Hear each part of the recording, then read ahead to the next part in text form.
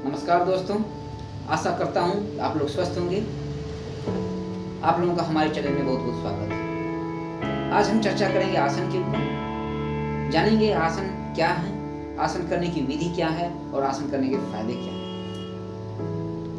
आसन महर्षि पतंजलि जो योगा के जनक हैं, जिनको फाउंडर ऑफ योगा कहते हैं, वो आसन के बारे में एक्सप्लेन करते हैं।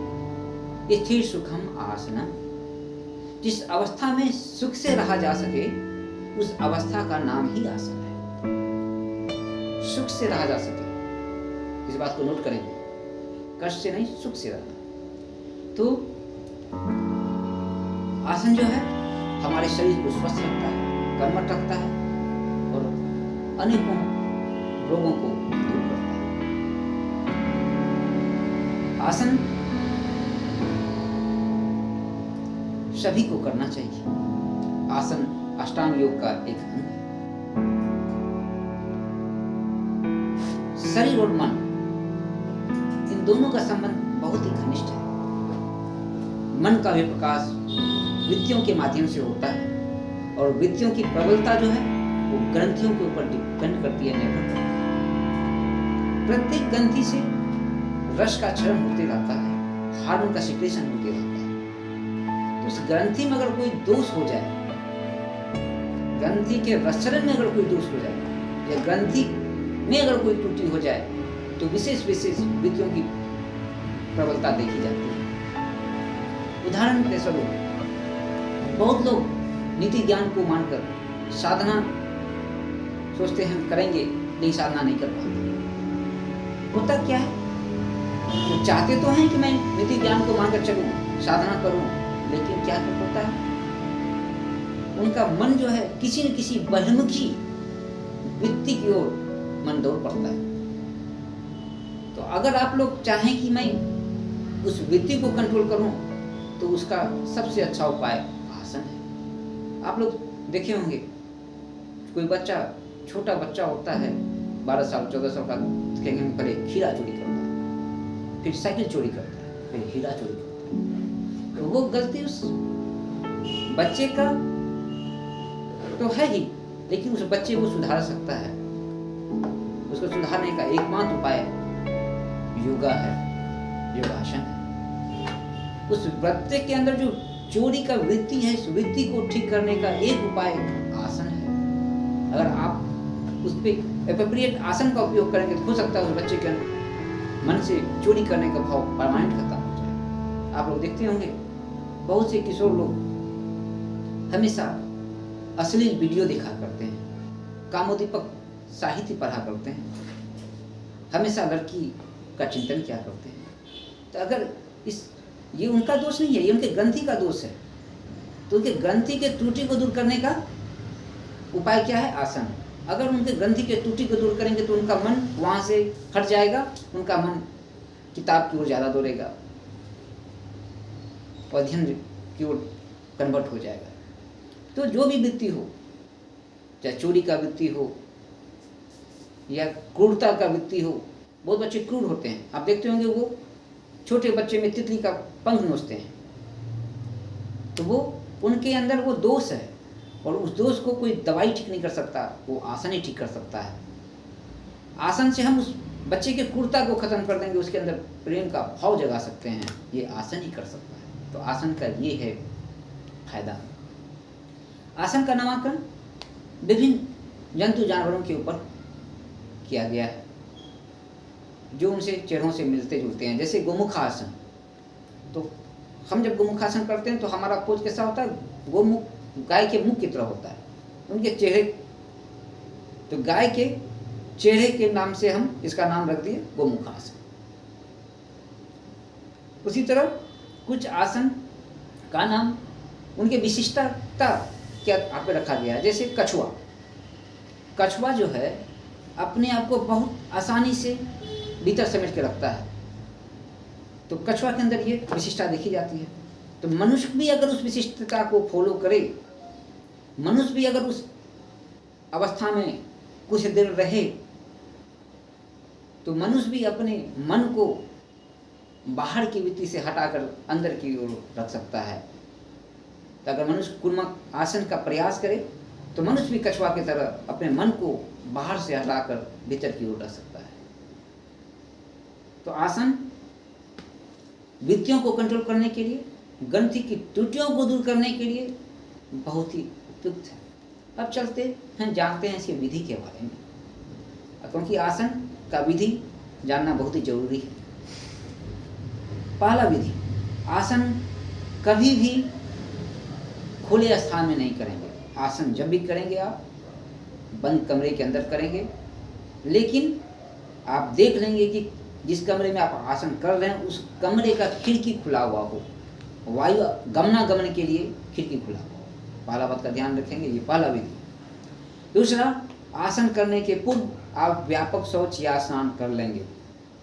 तीसरा, आप जिस कमरा में आसन करें ध्यान रखें कि उस कमरा में धुआं का प्रवेश कम हो, धुआं जितना कम हो उतना अच्छा हो। चौथा विधि है, अगर आप पब्लिक में आसन करते हैं तब तो जिस देश में आप आसन कर रहे हैं ठीक है, लेकिन आप घर में अगर आसन कर रहे हैं तो पुरुष लोग जो हैं सिर्फ लंगोटा का व्यवहार करेंगे, लंगोट पहन के आसन करेंगे और शरीर पे कोई कपड़ा नहीं रहेगा। महिलाएं जो हैं सिर्फ जंघिया और ब्राव पहनेंगी, इसके अलावा कोई कपड़ा नहीं पहनेंगी अगर व्यक्तिगत रूप से कर रहे हैं। ठीक, उसके बाद आसन का अभ्यास आप उस समय करेंगे जिस समय बाम नासा, बायां नासा या दोनों नासा से श्वास प्रश्वास चल रहा हो। अगर दक्षिण नासा से श्वास प्रश्वास चल रहा हो तो आप आसन नहीं करेंगे। ध्यान रखेंगे, जब बायां नासा से श्वास प्रश्वास चल रहा हो या दोनों से चल रहा हो उसी वक्त करेंगे। दाहिना के साथ अगर चल रहा हो, दाहिना नासा से अगर श्वास प्रश्वास चल रहा हो तो आप उस समय आसन नहीं करेंगे। आसन के तुरंत बाद प्राणायाम निषिद्ध है, मना है, नहीं करना है। आसन अभ्यासकारियों को खेल कूद, दौड़ना ये सब मना नहीं है, व्यायाम करना मना नहीं है, बट आसन के तुरंत बाद ही दौड़ना, खेलना ये सब मना है। आसन अभ्यासकारियों को तेल मर्दन करना नहीं चाहिए।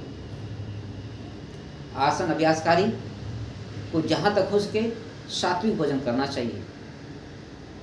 आसन अभ्यासकारी को अपने नाखूनों को, चाहे पैर का नाखून हो या हाथ का नाखून को छोटा करके काटना चाहिए।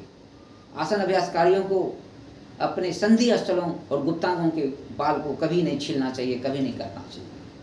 इससे वो लिंब को सीमेन में कन्वर्ट कर देता है, मन हीन वृत्ति की ओर चले जाता है।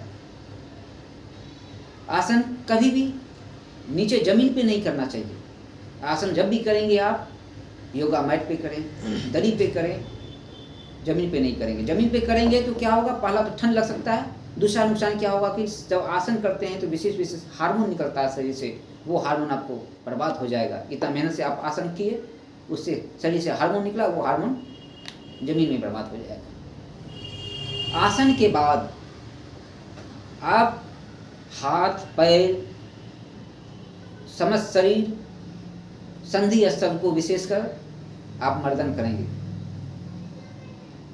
अगला विधि है, मर्दन के बाद शवासन में कम से कम 2 मिनट तक रहेंगे।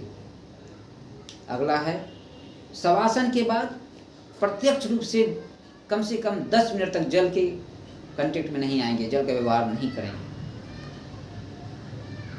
जो नारियां गर्भावस्था में हैं, ऋतु काल में हैं, मेंस्ट्रुएशन पीरियड चल रहा है, या प्रसव के 1 महीने के बाद तक वो आसन का अभ्यास नहीं करें तो अच्छा है।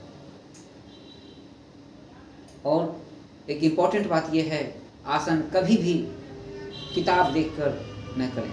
आसन किसी उपयुक्त योगाचार्य, वेल क्वालिफाइड योगा टीचर के सानिध्य में ही आसन करें, अदरवाइज आप आसन करके विपत्ति मोल ना लें। अब आसन के फायदे की चर्चा करें। आप तो जानते हैं आसन वृत्तियों को कंट्रोल करता है, आसन ग्रंथियों पर कंट्रोल करता है, ग्रंथि के रक्षण को कंट्रोल करता है, आसन अनेक बीमारियों को दूर करता है, आसन इम्यून सिस्टम को बढ़ाता है, प्रतिरोधक क्षमता को बढ़ाता है, आसन मेमोरी पावर को बढ़ाता है, आसन काम करने की क्षमता को बढ़ाता है।